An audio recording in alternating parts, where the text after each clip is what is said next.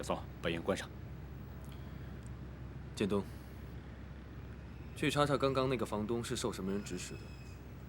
明白。希望你查出来的那个人不是他。你是说厉伯母？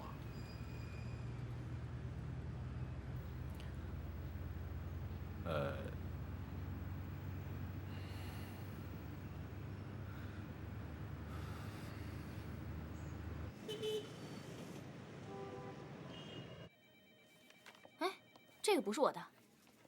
哎，你怎么来了？徐经理突然打电话叫我过来，我也不知道什么事儿。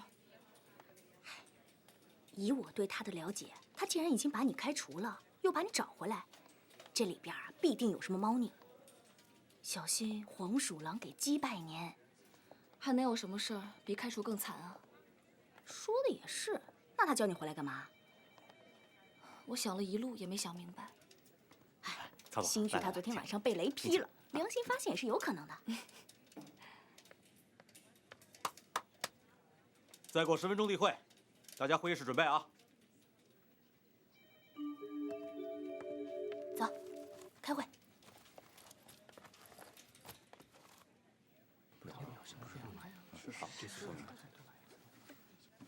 下面我宣布一下人事任命。A 组的组长调到了人力资源部，所以公司决定，新组长由吴桐接任。哇塞，好！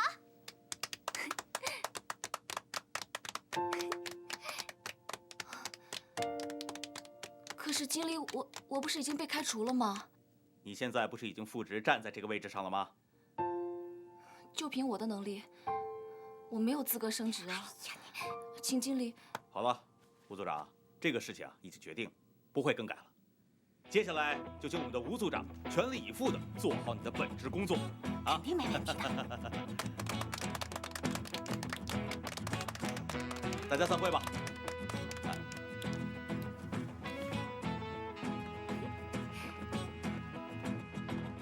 哎，吴桐啊，哎，到我办公室来一下。哦，赶快去吧，没事，快去，快去。想好周末去哪玩了吗？想好了。啊，哟，来了啊！曹总。哎呀，小吴，来，坐。哦。年轻有为，大有前途啊！谢谢曹总。前段时间啊，你一直忙你儿子官司的事情，所以呢，公司决定暂时让你回去休息一段时间。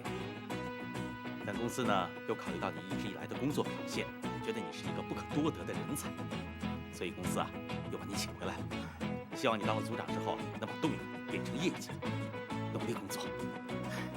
谢谢徐经理，我一定会尽快解决好家里的事情，努力工作。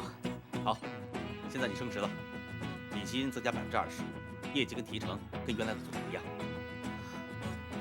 真的？谢谢曹总，谢谢徐经理。来，小吴，坐。正好啊，我手上有一个大客户，你先看一下。希望你竭尽全力搞定他。我保证完成任务。梁氏地产。梁氏可以说是我们北京最大的房地产企业，他们最近又刚刚拿下了 CBD 边上的一个地标。我们要想尽一切办法拿住这个大客户。可是，像我现在这样的地位，我根本就没有可能接触到他们呀。这个你不用担心，你本身不差，但是你的间接关系很强啊。我已经找到了一个机会，能跟梁瑞强联系上。他明天早晨去打高尔夫球，答应给我一点时间。你马上起草一个营销计划，到球场去说服他。什么呀？自信一点嘛，吴桐。可是现在时间上，相信我，梁总要是亲自让你把计划书给他，那就说明他对你的能力是相当肯定的。您刚说梁总亲自让我去，他都不认识我呀。梁总说的话怎么会有假呢？总之啊，这是一次千载难逢的好机会，你可一定要抓住啊！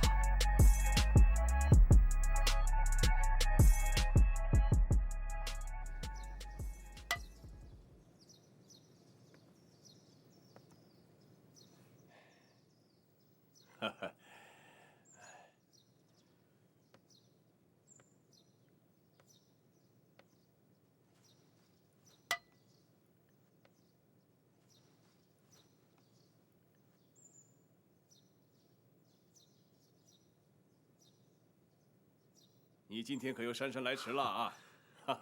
梁总的球技精进不少，还行吧？想当年可是你的手下败将啊！吴小姐，梁总请你过去一下。梁总不是有客人吗？我回头再说吧。没有关系，请吧。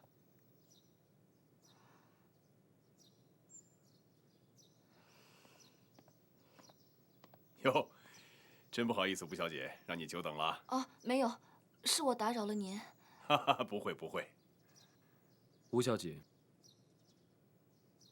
你好。你好。啊，对了，梁总。关于我们……哦，吴小姐，会吗？一起啊？我不会啊。梁总，我们打吧。好啊，我还不信又输给你。来。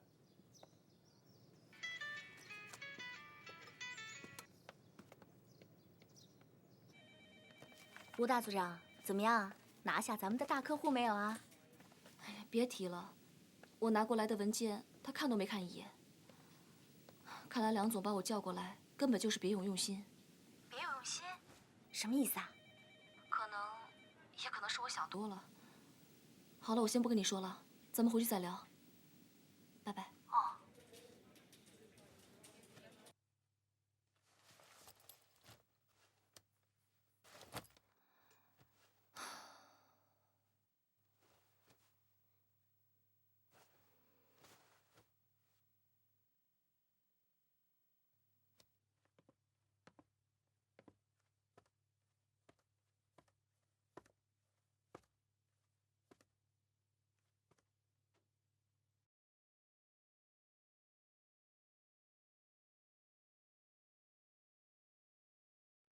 李总，您需要点什么？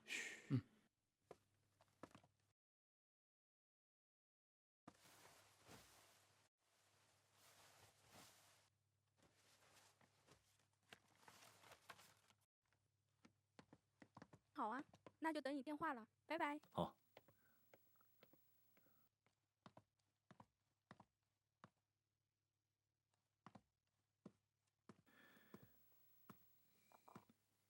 吴桐，吴桐，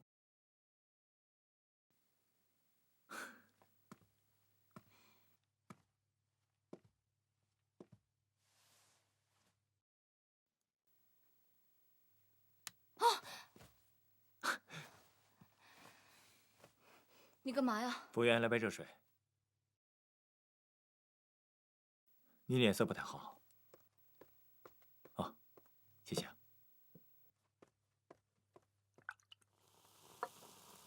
来，喝点热水，感冒会好一点。你怎么知道我感冒？你那天湿成那样，不感冒才怪呢。我的事情不用你管。你来这干什么？因为你欠我个解释。解释什么？厉总，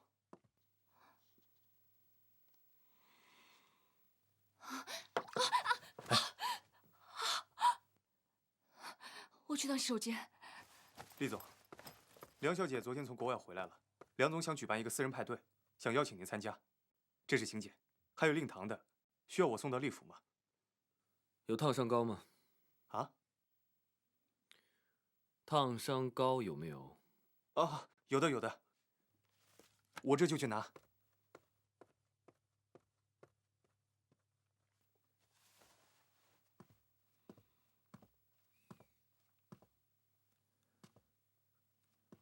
好久不见啊！有些人可以一辈子都不用见。可上帝偏偏安排我们见面。我现在是吴桐的辩护律师，又在找机会跟我对抗。我作为一名职业律师，专门对抗那些禽兽不如的人渣，尤其是那种六亲不认的畜生。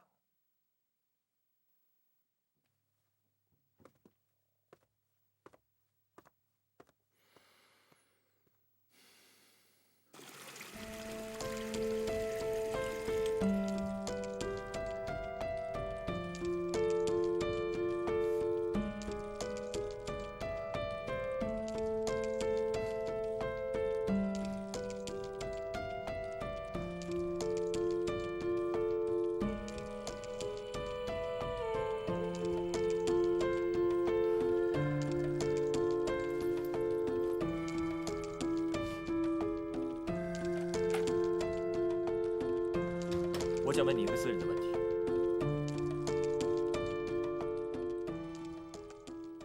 你问吧。我还没接你这个委托的时候，我看过你和厉仲谋的报道，媒体对你们两个人的关系多种猜测，扑朔迷离。但作为你的辩护律师，我想知道是哪一种。这件事情跟案子有关系吗？没有，但是跟我有关系。我必须知道我的当事人的真实想法。我在想，你当年既然有了这个孩子，为什么当时不跟他说呢？你抚养这个孩子这么多年了，现在暴露了，让他知道了，你的目的到底是什么？我说过，这只是个意外。当初你为他怀了这个孩子，是爱他吗？还是想利用他？你现在打官司，是真的想要回孩子，还是想得到更大的利益？我只想谈和案子有关的事情。作为你的盟友，我必须了解你的决心，也要了解厉仲谋到底对你意味着什么。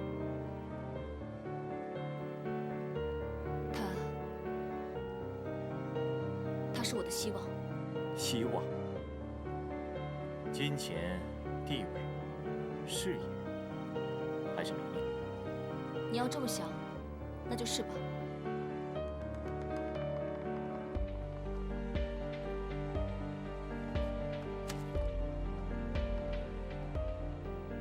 我的回答你还满意吗？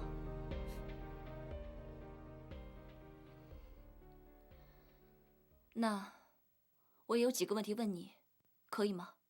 问吧。我知道你是有名的大律师，我把我所有的希望都寄托在你身上，可是你不停地在打听我对厉仲谋的态度，你是不是怕厉仲谋的权势，你会白打这场官司啊？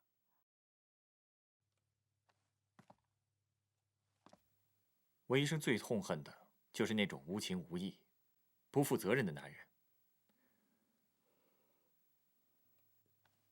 厉仲谋这样的人，不值得你如此善待。我更为你抱不平。刚才看到你看厉仲谋的眼神，我忽然有种担心。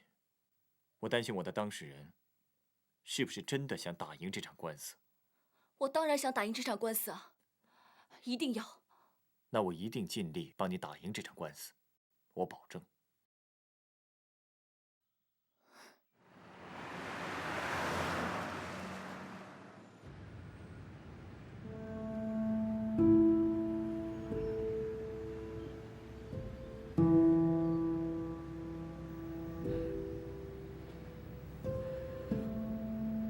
说吧。那个，你让我查的事情我查清楚了。指使房东赶走梧桐的那个人是厉伯伯。还有，你让我查梧桐跟向俊之前认不认识，我也查清楚了，他们俩之前不认识，是因为这次官司才接触上的。看来啊，向俊是主动介入这件事的。又是冲着我来的。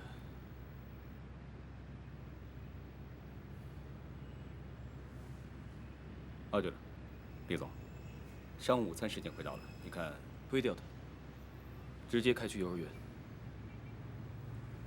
好，那这些文件怎么办？拿来，我现在批。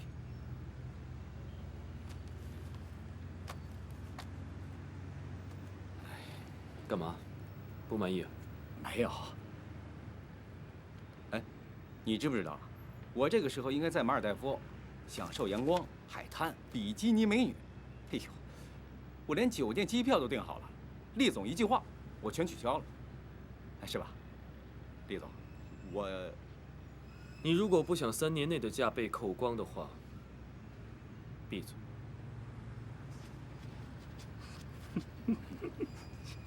好好开车。啊哦。厉仲谋是众所周知的不婚主义者，而张曼迪算是他公开承认的女朋友，无数次被媒体追问恋情或者婚事，他一概千篇一律的回答，暂时没有结婚的打算，也没有做好准备要宝宝，自己还年轻。厉仲谋事业又太忙，这证明厉仲谋是根本就没有打算要孩子的。你知不知道，多少人就这件事情等着看他笑话？富豪有私生子，这一点都不稀奇。可是厉仲谋偏偏要这样高调的打官司，昭告天下。那又怎么样呢？怎么样？他是厉仲谋，没人敢得罪他，没人敢议论他。你不一样，你没有他的权势。厉仲谋如果势在必得的话，恐怕什么？你的意思是，我们一定打不赢这场官司吗？彤彤比我的生命都重要，你就是我最大的希望。你一定要帮我。你刚才不是说一定能帮我的吗？我问你，对于这场官司，你有没有心理准备，去承受可能发生的事情？可能是流言蜚语，也可能是恶语重伤。我不怕什么流言蜚语，我更不怕什么恶语重伤。只要是能打赢官司，为了彤彤，我什么都可以做。你先别急，我们想要赢，就要争取到舆论和法官的支持，要打好同情牌。什么？打同情牌？那打官司不是都讲证据的吗？吴小姐，你要相信我的职业敏锐度。那我岂不是在演戏啊？你到底想不想拥有你儿子的抚养权？当然了。你想的话就听我的。厉总，您这的图书馆已经筹划完成了，我们想让您给这个图书馆起个名字，那就叫彤彤图书馆吧。好名字，既代表了孩子们，也代表了你对儿子的心意，就叫彤彤图书馆。还有，我想要为那些民工的小孩建立一个助学基金，详情你可以跟我的助理谈。彤彤呢？孩子们正在准备午餐，要不要我把他给您叫过来？好，那麻烦你，我到那边去等。好。园长你好。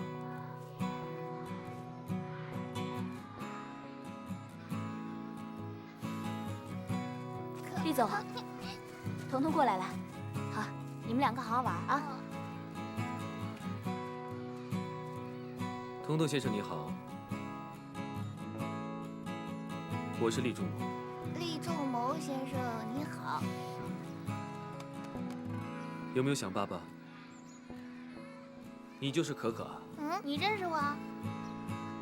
当然认识了，你就是彤彤的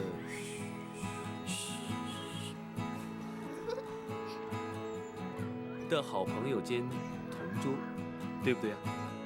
是的。我在想，要不要把这一幕拍下来寄给各大网站，卖个好价钱。林助理，您干什么呢？开个玩笑，园长，你忙吗？不用陪我啊。好，那我替孩子们谢谢您和厉仲谋先生。客气。您随意啊。哇，好香啊！我请你吃。谢谢，比你妈做的好吃多了。谁说的？我妈妈做的东西是最好吃的。那你自己都不爱吃，老跑我们家去。是干妈叫我去，我才去的。哼！你干嘛生气了？你老是和我吵架。那是因为彤彤喜欢你啊，她才跟你吵架的。我才不生气呢！我要比彤彤懂事。您稍等。那你就不要生气了，我们快吃吧。厉总。好香啊！张曼迪叫你电话。慢慢吃啊，彤彤。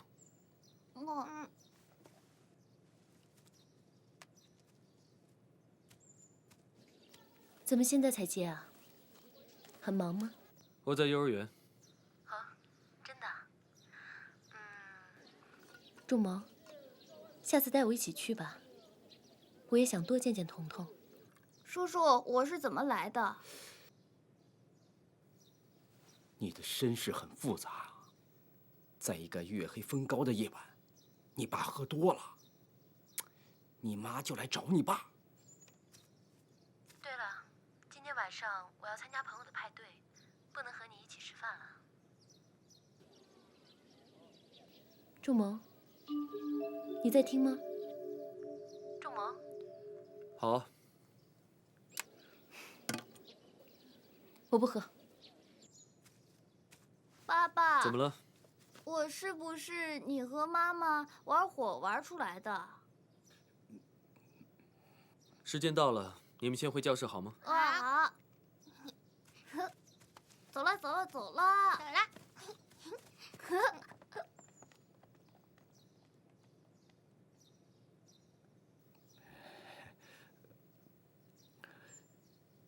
是彤彤问我，说每天看着你跟他妈吵架，是不是因为不喜欢他？然后呢？然后他说不喜欢他为什么会有他？然后呢？然后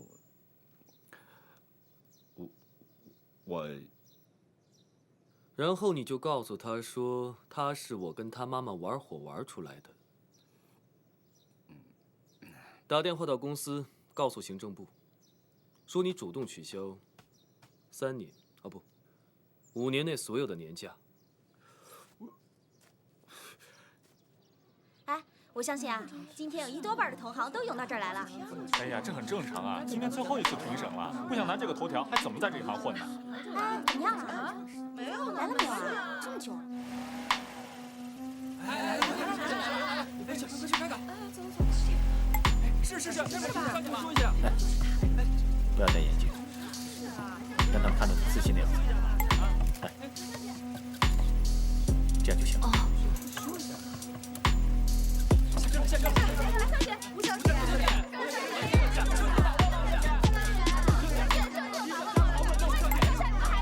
大家不要急，一会儿给你们时间专访。关门呐！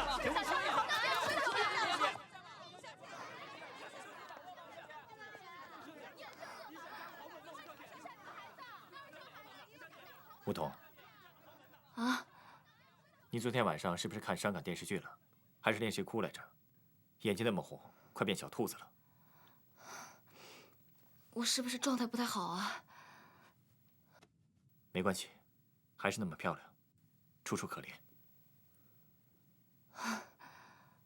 我太紧张了。走吧。向律师笑得这么开心，是不是高兴的有点太早了？王律师，好久不见，我当然开心了。我可以跟王律师交手，打一个黑白分明的官司，有点不好意思。向军，你是不是有点太不自量力了？别怪我没提醒你。别忘了，你父亲的公司5年前被我们厉氏惹得很惨。怎么了？这次想把自己的律师事务所也毁了？多谢提醒。不过，你还是担心你自己吧。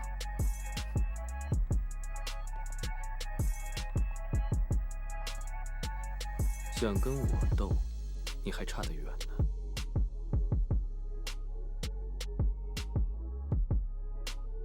吴小姐今天的精神好像很不好。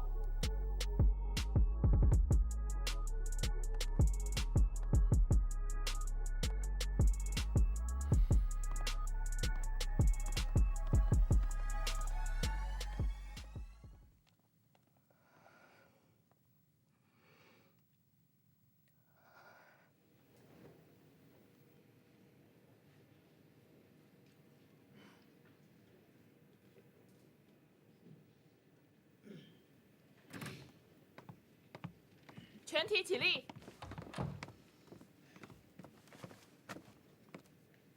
坐下。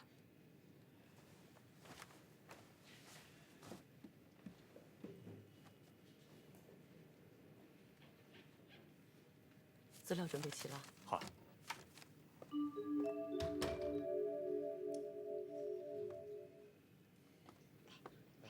曼丽小姐，请问你对这个孩子怎么看？张小姐，你是不是特别不希望厉总得到这个孩子啊？张小姐，张小姐，张小姐，张小姐，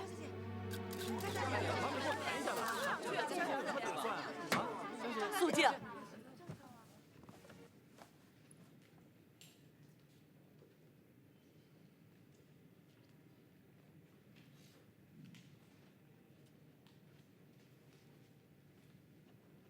吴小姐，啊，等一下就开始了，你还好吧？啊，记住，争取同情，成败在于自己。双方律师开始陈辩。原告厉仲谋先生，在我方吴彤小姐怀了她的孩子吴彤彤之后，从出生到现在这段时间里，从来没有尽过一个父亲应该尽的责任。除了提供一个精子之外，他没有任何贡献。孩子自幼跟着母亲，与母亲之间感情很深，根本无法分离。这一点，我相信大家在邻居、朋友还有老师的口中已经得到证实。可以说，孩子是这位母亲的一切。两人相依为命，这种情感的维系，不是仅凭一纸诉状就可以完全割裂的。而坐在我们眼前的这位厉仲谋先生，你凭什么让一个仅有4岁的孩子生生跟母亲分离，而投向你这个突然间冒出来的父亲？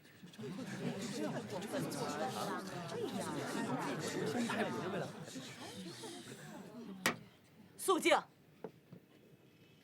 作为亲生父亲，厉先生的确有养育的责任，但是无权将孩子从母亲这里夺走。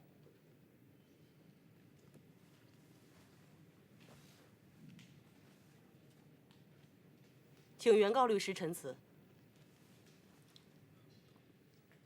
厉仲谋先生争取自己儿子的抚养权，正是要对这个孩子负责。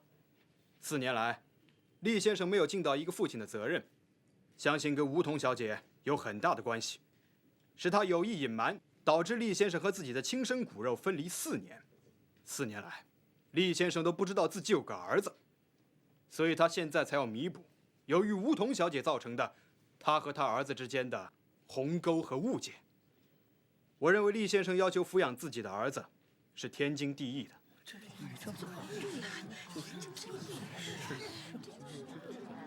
我们已经明确知道，吴彤小姐在生产后曾患上过抑郁症，在那段时间，她由于精神崩溃，无法照顾孩子，而是把孩子委托给朋友照顾。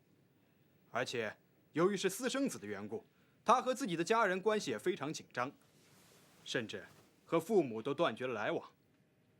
试问，这样一位精神失常、无法和亲人良好相处的女人，如何有益于孩子的健康成长？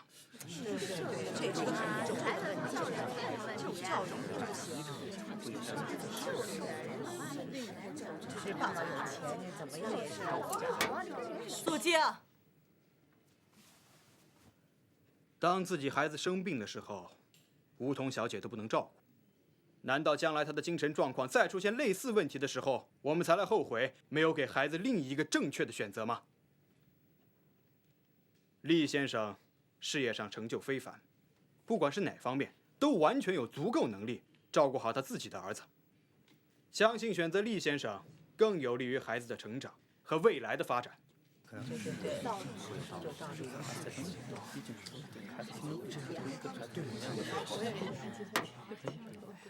现在休庭，半小时以后再议。全体起立。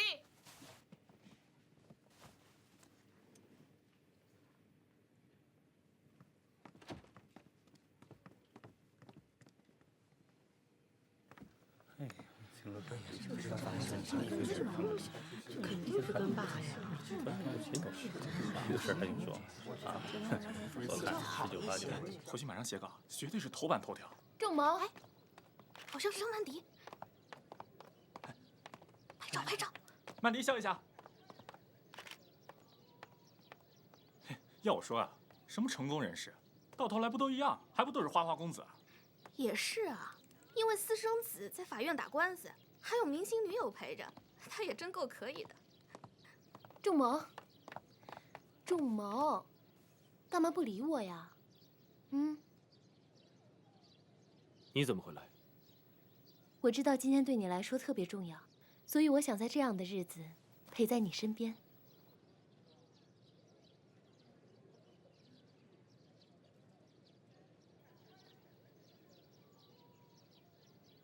你知不知道你的出现很容易让大家误会我就是外面传说中的那种花花公子？你想多了吧？曼迪，知不知道你为什么可以留在我身边？那是因为你够聪明。如果有一天当我发现我身边的人变笨，那这个人很快就会从我身边消失。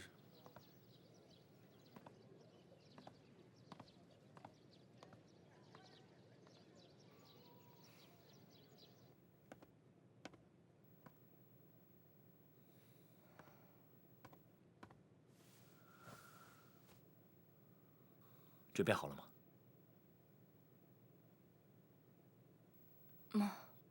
有没有记住我说过的话？争取同情是唯一的胜算。眼泪是你最后的武器。关键时候，想想你的儿子。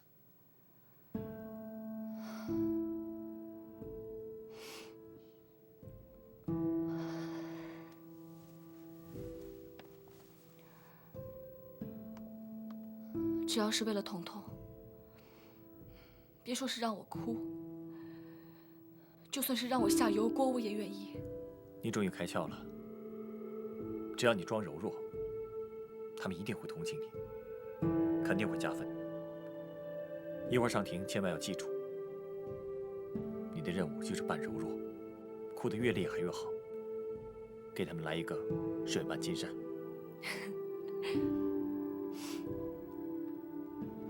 如果你能咬定当初发生关系，主要责任在于厉仲谋，那么同情分会加倍。当然，说不说在你。哎，现在这个时候要放松一下。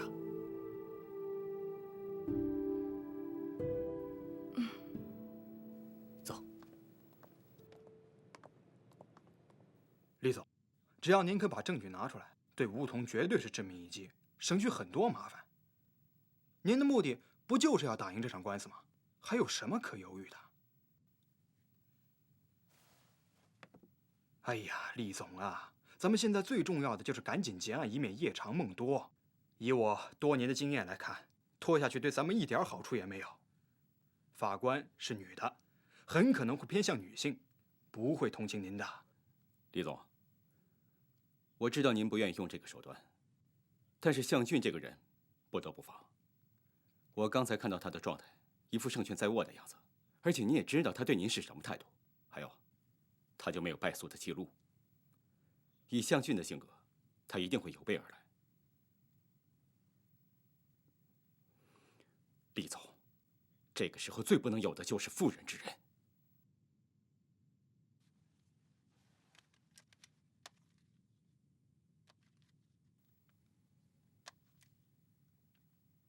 请厉总放心。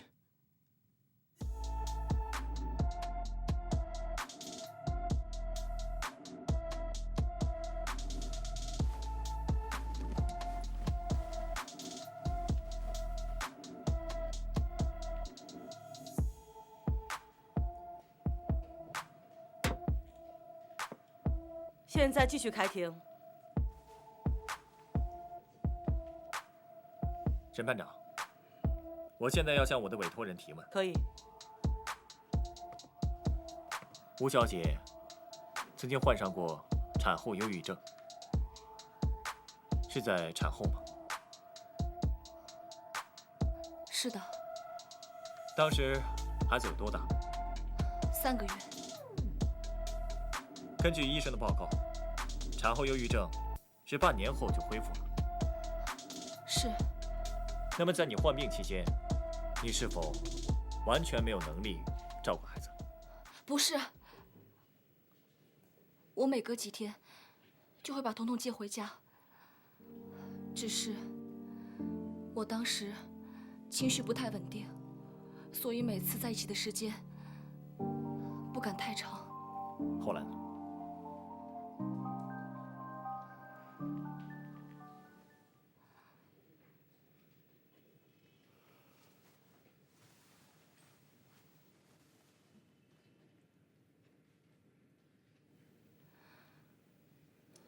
彤彤是个早产儿，她比一般的孩子发育的要晚，体质也不是很好，比较容易生病。我还记得那次，我第一次看到她从婴儿床上爬起来，她看着我笑，我就觉得我有愧于她，我没有给她一个好的生活。我没有好好的照顾他，可是我每次抱着他的时候，他都会对着我笑。有朋友问我，为什么要选择这样的生活？甚至我的父母也不理解我。可是只有彤彤，他没有放弃我，他一直鼓励我坚强地走下去。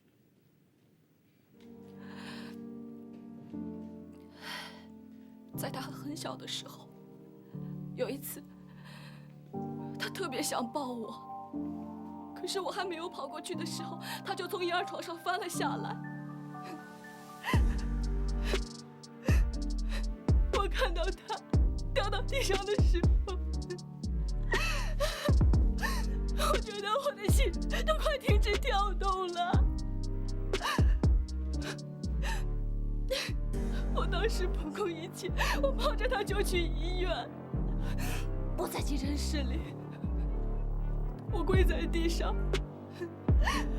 我求老天爷能把这个孩子救活，能把这个孩子还给我。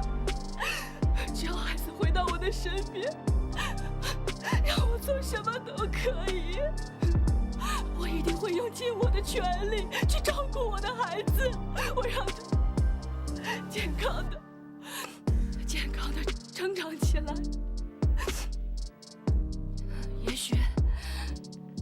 也许真的是老天爷听到了我的祈祷，这个孩子他很快就康复了。从那一刻我就很明白，什么对我来说都不重要，只有这个孩子，他是我的全部，只有他才是我活下去的希望。这4年来，我没有一天离开过这个孩子，我很努力的工作，我真的是全心全意的对他。我求求你们了，我不能没有这个孩子，我求求你们了，不要让这个孩子离开我，我求求你们了。吴小姐，我可以继续提问吗？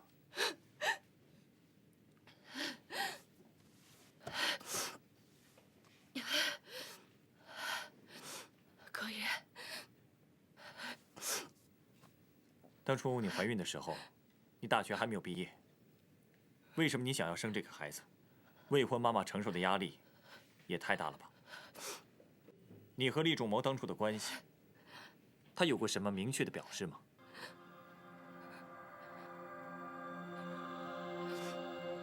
有，他有表示过。怎么表示的？他让我忘了那一晚。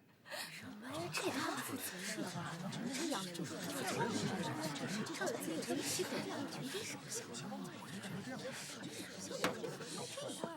肃静。你是说，他根本就没有想过要负责任，是吗？是的。一个没有责任感的男人，一个从来没有得到过父爱的私生子，请问，他如何去照顾一个原本不想要的孩子？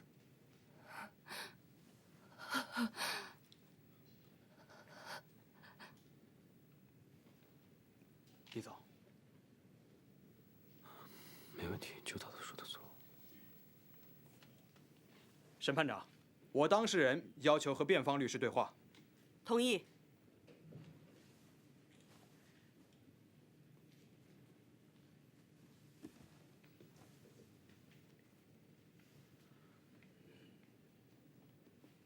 正是因为我从来没有得到过父爱，所以我才不会让我的儿子重蹈覆辙，从小就生活在一个私生子的阴影里面。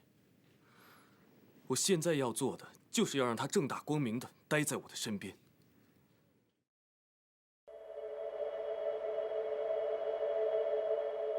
雨装睡在我胸口，冷风耳边狂吼，夕阳都坠落。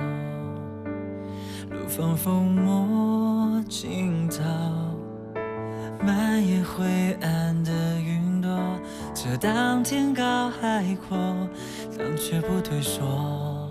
听到有个我在对我说，先把伤痛都感受，才懂得什么是勇敢，把黑暗都闯过，才会看到辽阔。不痛，逆风去飞翔的倔强，不痛，哪怕只剩下了寂寞，不痛，要给自己一个微笑，抬头仰望第一道曙光，多闪耀。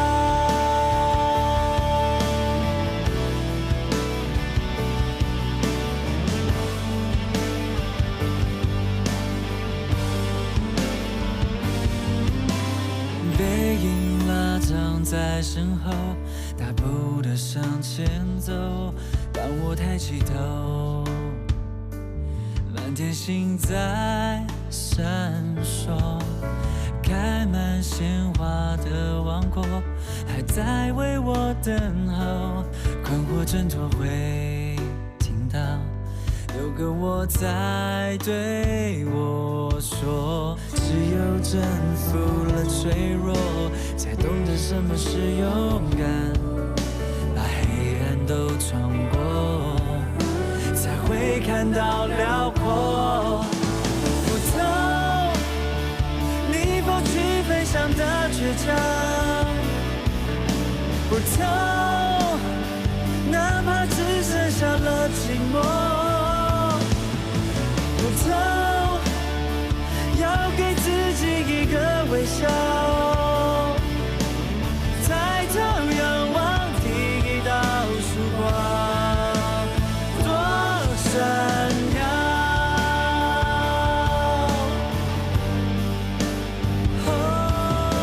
不痛，